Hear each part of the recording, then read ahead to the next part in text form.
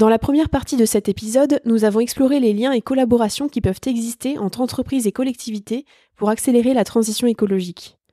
Nous avons notamment expliqué pourquoi c'est important de s'y intéresser en tant qu'entreprise, comment entreprendre cette démarche de rapprochement, et nous avons donné des exemples concrets de projets de coopération territoire-entreprise. Pour cette deuxième partie, nous allons cette fois-ci nous intéresser au point de vue des collectivités. Monsieur Gérard Poujade est maire du Séquestre et également vice-président délégué à l'économie sociale et solidaire et au circuit court pour la communauté d'agglomération de l'Albigeois. Ensemble, nous allons d'abord faire une cartographie du territoire en termes d'enjeux de transition écologique et de typologie d'entreprises et d'habitants. Nous verrons ensuite les projets concrets qui ont été mis en place sur le territoire grâce à cette dynamique de coopération avec les entreprises. Bonne écoute!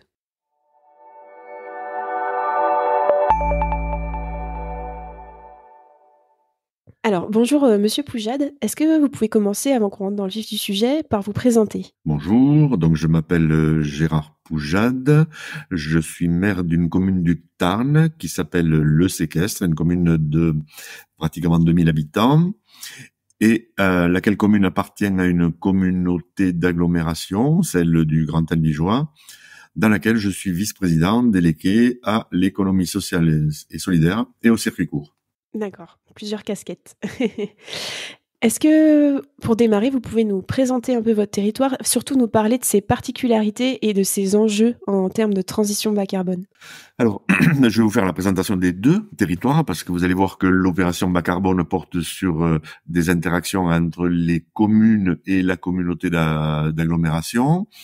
Donc, mon territoire est une petite commune de 542 hectares, donc 2000 habitants, sur laquelle il y a quand même 180 entreprises. On est ce qu'on appelle une commune périphérique d'une ville de 50 000 habitants environ, qui est la ville d'Albi. La communauté d'agglomération de l'Albigeois, c'est 83 000 habitants. Albi est la préfecture du département du Tarn. Ça fait partie de ce qu'on appelle les villes moyennes, donc qui est une ville essentiellement administrative, qui a eu un passé industriel, qui a maintenant nettement moins. Les principaux employeurs de l'agglomération, c'est des employeurs publics, ou du moins qui relèvent du secteur de la santé. Le premier établissement, c'est l'hôpital psychiatrique de 1300 salariés. Il y a l'hôpital de plus de 1000. Enfin, voilà, le secteur de la santé, c'est un secteur important. Celui de l'économie sociale et solidaire sur l'agglomération représente 17% de l'emploi salarié, ce qui est une particularité de notre territoire. C'est la communauté d'agglomération qui en Occitanie a le plus fort taux d'emploi qui relève du secteur de l'ESS. L'ESS couvrant les fondations, les mutuelles, les associations et les coopératives. Et donc, ça c'est pour une description générique. Et pour ce qui concerne les questions bas carbone, les questions énergétiques, c'est d'une part un territoire qui produit très peu d'énergie sur son propre territoire. Le taux de couverture, je crois qu'il est inférieur à 10%, c'est-à-dire de production sur consommation d'énergie. Mais par contre, c'est un lieu où il y a potentiellement de la place pour stocker du carbone. Et donc, tout notre enjeu, c'est de voir comment faire pour en consommer moins et de faire en sorte de voir comment les entreprises, les sociétés, les associations également qui voudraient avoir une attitude de compensation carbone, voir comment donc le territoire peut fournir des réponses à ce questionnement. Voilà. Ça, c'est pour la présentation générale. Dans les questions qui viennent, on rentrera plus dans le détail. Mais l'objet, c'est de se dire, OK, on a des entreprises, on a des territoires. Les territoires, c'est soit la communauté d'agglomération, soit les communes elles-mêmes. Comment peut-on faire dialoguer les deux, les collectivités d'un côté, les entreprises de l'autre côté, pour fournir une boîte à outils aux entreprises en question? Ouais, super. On va détailler un petit peu ça effectivement dans les prochaines questions. Alors vous avez déjà parlé du fait que vous avez un fort pôle santé sur le territoire et justement ma question suivante, c'était quel type d'entreprise on peut retrouver sur votre territoire? Est-ce que vous voulez un petit peu élaborer un peu plus là-dessus? Alors, au-delà des entreprises, il vaut mieux parler d'activité en général, parce que entreprise est un mot générique. Si je prends le premier employeur de l'agglomération, qui est un hôpital psychiatrique, il est géré par une fondation. Donc, vous voyez, il relève lui-même de l'économie sociale et solidaire. Alors, c'est une entreprise, c'est un employeur. C'est important sur les territoires comme les nôtres de généraliser le mot acteur économique sur un territoire. Entreprise, ça peut être parfois réducteur. Donc effectivement, nous avons cet hôpital psychiatrique, un hôpital général, 2 grosses cliniques qui ont plusieurs centaines de salariés chacun. Donc cette fonction santé recouvre peut-être plus de 4000 salariés sur une population active qui n'atteint pas les 30 000. Quoi. Donc vous voyez, c'est quand même relativement important. Ensuite, parmi les employeurs importants, il y a tout le secteur administratif. La ville est une ville-préfecture. Donc, l'agglomération, c'est près de 600 salariés. La ville d'Albi, je crois que c'est 8 à 900 salariés. Le conseil général, c'est à peu près autant. Les services de l'État, que ce soit la préfecture, la direction des routes, enfin, c'est là aussi plusieurs centaines de salariés. Vous avez une école des mines qui est un gros employeur. Vous avez l'université qui est un gros employeur. L'emploi public sur un territoire comme le nôtre, je crois que c'est près du quart de l'emploi du territoire. Donc c'est vraiment un très très gros secteur. En fait, si on intègre les 3 fonctions publiques, la fonction publique d'État, la fonction publique territoriale et la fonction publique de la santé, c'est de très très loin les principaux pourvoyeurs d'emploi. Ensuite, c'est une ville de commerce et de services.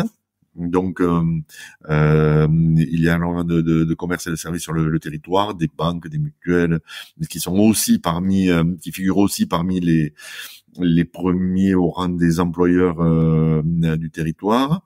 Et ensuite, en termes d'entreprises à caractère industriel, là, on tombe sur des effectifs qui sont pour les plus grosses entre 2 et 300 salariés, guère plus, dans le secteur industriel, mais c'est pas propre à notre territoire, c'est devenu malheureusement propre à l'ensemble du territoire national.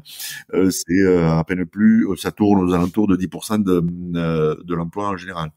Alors que le commerce, c'est plusieurs milliers. Enfin, c'est voilà quelle est l'activité d'une ville moyenne qui correspond bien à la moyenne des villes moyennes, si je veux. C'est plutôt bien. Ça, c'est représentatif et d'autres personnes peuvent se reconnaître dans ce profil-là. Donc, c'est parfait pour notre podcast.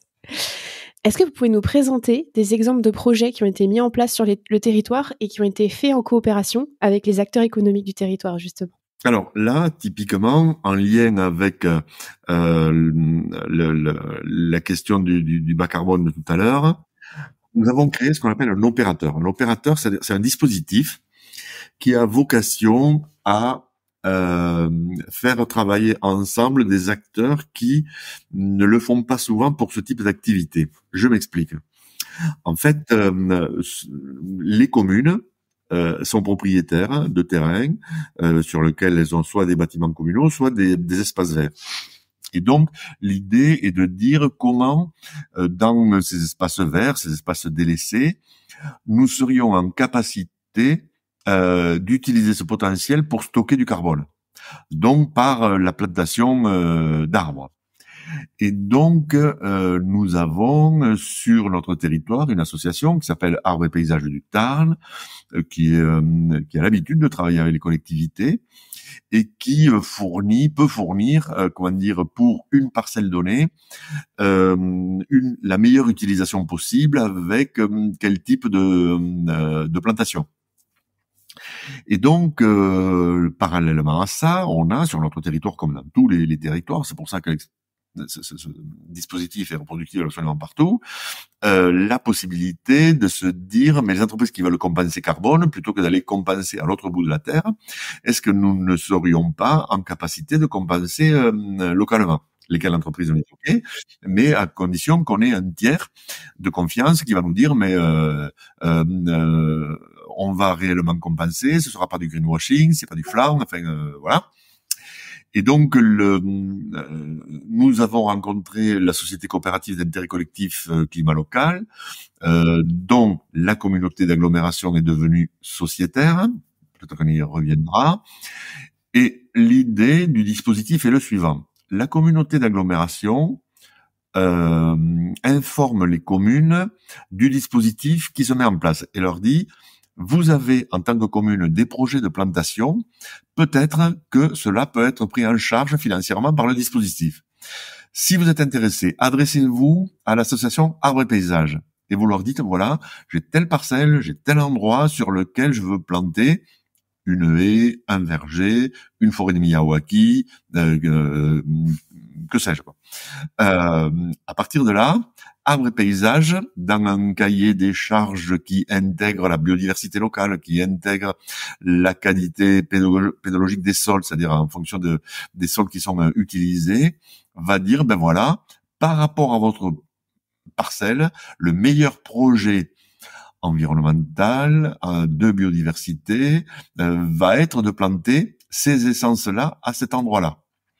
Et donc, va transférer ce projet à la coopérative Climat Local, qui va dire, OK, vous allez planter des pruniers, des coings, des cognaciers, des hêtres, des chênes, ce que vous voulez.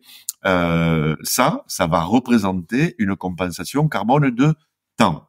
Et elle va tenir un registre des différents projets et proposer ça à des entreprises du territoire, ou même d'ailleurs, enfin à condition qu'ils ne soient pas trop loin, pour dire vous voulez compenser localement, vous avez telle forêt qui est en train, telle haie qui est en train d'être plantée à tel endroit, ou l'hiver prochain, est-ce que vous voulez compenser carbone localement? Et l'agglomération communique à destination de son fichier entreprise pour dire voilà, nous sommes en capacité de. Ça, c'est le premier point.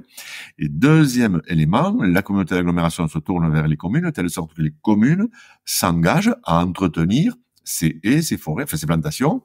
L'avantage qu'on a avec une collectivité, c'est que il y a derrière le sérieux. Enfin, quand une collectivité s'engage à planter une haie, elle la plante pas pour 3 ans, ou elle va pas changer la vie en 3 ans et de raser tout ça. Voilà, elle s'engage à un entretien long pour faire en sorte que la compensation soit une réelle compensation, soit pas du flan. Voilà le dispositif. Donc l'agglomération devient sociétaire de la SIC Climat Local. Elle fait la promotion auprès des communes. Les communes se tournent vers l'association Arbres et Paysages. Arbres et Paysages propose au registre de Climat Local les projets de l'encours. Climat Local communique à destination des entreprises. L'agglomération communique à destination des entreprises. Et on effectue le meilleur mariage possible. Juste dernier point, dans toujours l'activité locale qui concerne des entreprises locales également, c'est que Arbres et Paysages s'engage à un quota, je crois que c'est 50%, de plantation d'essence, de plants dont la semence a lieu dans le département, c'est-à-dire pour faire en sorte d'être encore plus local. Voilà un exemple de projet mis en place de coopération entre différents types d'acteurs, acteurs publics et acteurs privés. D'accord. Donc finalement avec un intermédiaire qui est Climat Local, quoi, et l'association. Deux intermédiaires en fait, les deux de l'économie sociale et solidaire, une association, le 1901, qui est Arbres et Paysages du Tarn, et une coopérative qui est Climat Local. Et par exemple, si je prends maintenant un exemple concret sur ma commune, 2 années d'affilée, on a planté 2 forêts de Miyawaki. Miyawaki est un botaniste japonais qui a développé le concept des forêts denses, avec en gros 2 ou 3 arbres par mètre carré.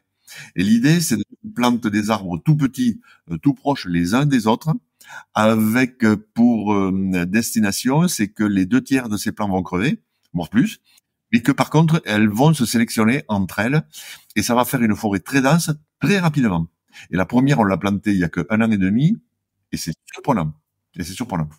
Et donc, et en fait, la société qui compense le carbone est une société informatique, Inforsud, qui est sur notre commune et qui, par rapport à la première forêt, est à 200 mètres à vol d'oiseau de la plantation qu'elle a ainsi financée. Alors que autrefois, elle compensait le carbone, je crois, à l'autre bout de la terre. Enfin, de l'autre bout de la terre, elle a compensé à 200 mètres. Voilà. Oui, ça c'est proche de chez soi. Alors du coup, je pense que vous avez déjà un peu répondu à la question, mais je voulais vous demander comment ça s'est passé concrètement pour travailler, avec les entreprises sur ces projets? Peut-être que je peux compléter cette question aussi en vous demandant si vous avez déjà des retours aussi des entreprises de votre territoire qui contribuent à ces projets-là? En fait, comment ça s'est passé? Si vous voulez, il y a les entreprises qui sont en amont du projet, ou du moins les acteurs économiques qui sont en amont, c'est-à-dire là, il y a une association, mais l'association, elle a des salariés, hein, c'est pas une amicale des boulistes, j'ai rien contre les amicales en question, mais là, il y a réellement des salariés, je sais pas combien ils sont d'ailleurs à Paysage, je crois qu'ils sont pas loin d'une dizaine maintenant de salariés. Il y a une coopérative, donc ça, c'est des acteurs entrepreneuriaux avec lesquels nous travaillons en direct. Eux-mêmes, donc l'association travaille avec des pépiniéristes, avec des semenciers qui sont locaux. Donc, si vous voulez, il y a une coopération, j'allais dire, qui est induite de fait par le chiffre d'affaires ainsi généré. D'accord? Donc, et ça, c'est important parce que ça veut déjà dire un premier niveau d'implantation. Ensuite, il y a les entreprises locales, comme la société informatique que je vous disais tout à l'heure, qui est un acteur du territoire, qui peut être un commerce, qui peut être une entreprise de distribution de quoi que ce soit. Et là, pour nous, l'enjeu, c'est un enjeu de communication. L'objectif est pour l'agglomération, ou éventuellement pour les communes, de communiquer à destination des entreprises pour dire vous voulez compenser localement, sachez que sur votre commune, sur votre communauté d'agglomération, vous pouvez le faire. Donc, vous voyez, il y a deux niveaux. En amont, on travaille à concrètement monter le projet et voir quels vont être les flux financiers ainsi dirigés. Et à l'aval, si je peux dire, ou du moins en termes de communication, pour faire connaître cet opérateur et qu'il fonctionne. Et donc, quand l'entreprise informatique paye 100 euros, une base de 100 euros à Climat Local va acheter pour 100 euros moins sa commission de certification à Arbre et Paysage, qui va aller acheter des semences, qui va aller acheter l'acte de planter, quoique l'acte de planter c'est très peu parce que c'est souvent fait pour économiser encore par les écoles, des lycées, des bénévoles. Quand ça se passe sur notre commune, c'est souvent comme ça. Ensuite, il y a les salariés de la collectivité qui vont entretenir après les arbres en question. Et d'ailleurs, ce que l'on fait, toujours dans une arrière-pensée bas carbone, même si c'est pas compté, quand on travaille avec arbres et paysages, du moins sur la commune, nous on le fait systématiquement.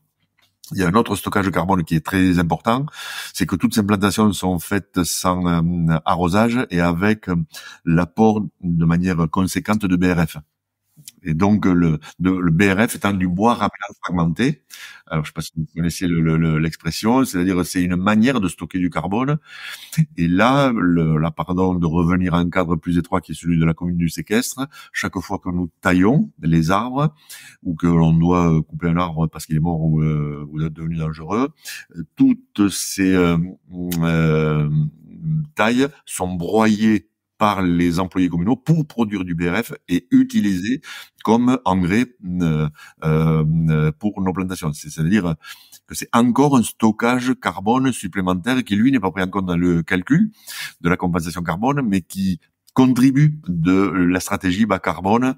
Alors, pardon, là, je peux pas m'engager pour l'ensemble des autres communes, mais pour notre commune, parce que nous avons une stratégie bas carbone qui, elle, est depuis bien plus longtemps. Voilà. D'accord. Alors j'ai une dernière question pour vous. Je voulais vous demander si vous auriez pas un message à faire passer aux entreprises pour celles qui justement souhaitent peut-être se lancer dans des projets de coopération avec leur territoire. Qu'est-ce que vous souhaiteriez leur dire? Qu'est-ce que vous conseilleriez? Comment faire pour les inciter peut-être à se lancer? Alors déjà, en règle générale, les entreprises, et je parle même pas bas carbone, là, elles travaillent toujours trop peu avec leur collectivité.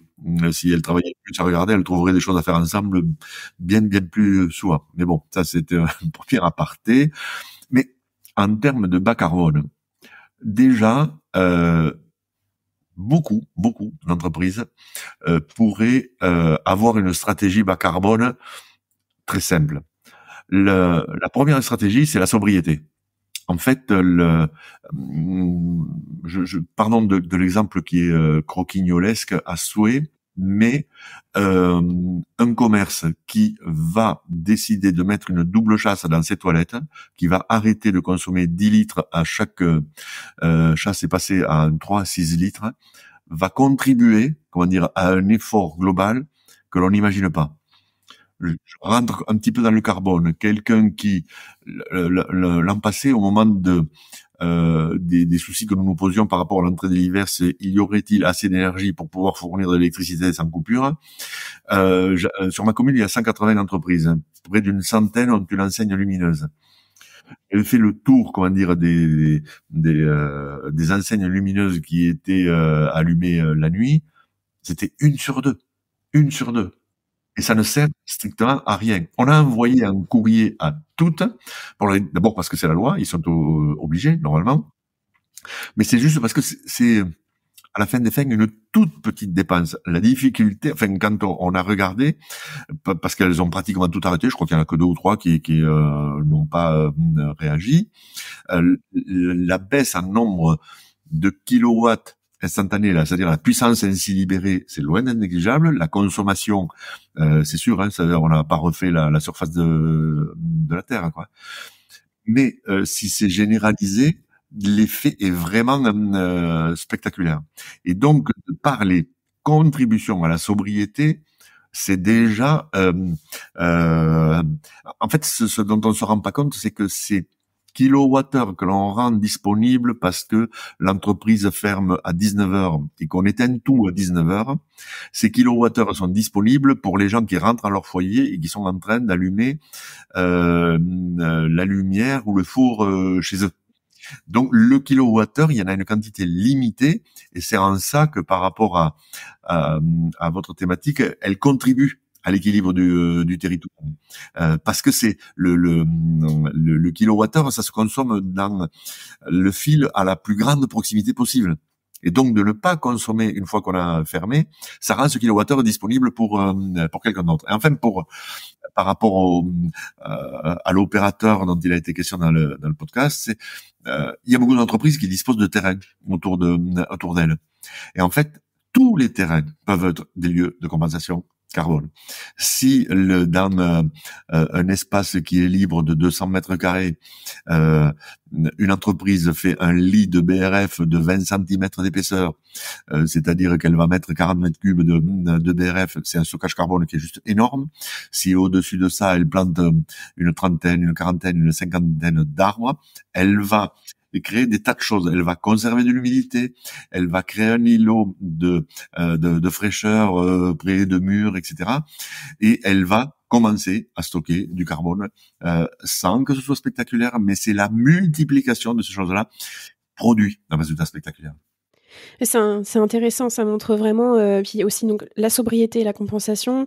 Sur la partie sobriété, la petite action qu'on fait soi, en fait, s'inscrit dans quelque chose de plus grand et si tout le monde le fait, ça a un grand impact. Et pareil pour la compensation, si on met en place plein de projets, voilà, ça, c'est la multiplicité effectivement qui va faire l'impact global. Exactement. Merci beaucoup, Gérard, Monsieur Poujade. Je ne sais pas si vous voulez ajouter un mot ou si ça vous convient comme ça.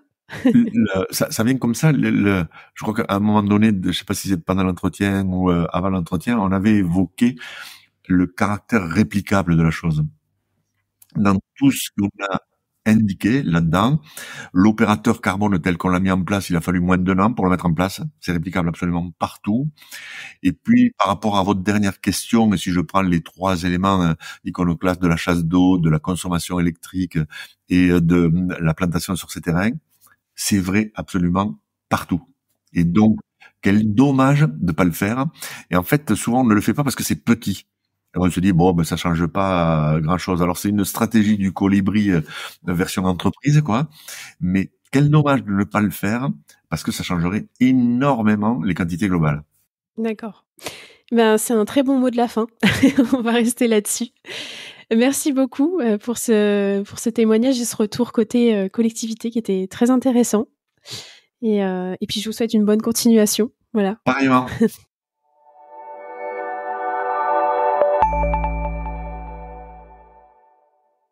C'est la fin de ce 8e épisode consacré à la coopération entreprise-territoire dans une démarche commune de transition bas carbone. J'espère que cet épisode vous aura permis de mieux comprendre comment associer vos actions à celles de votre collectivité et vous aura donné envie d'initier une démarche de rapprochement. À bientôt!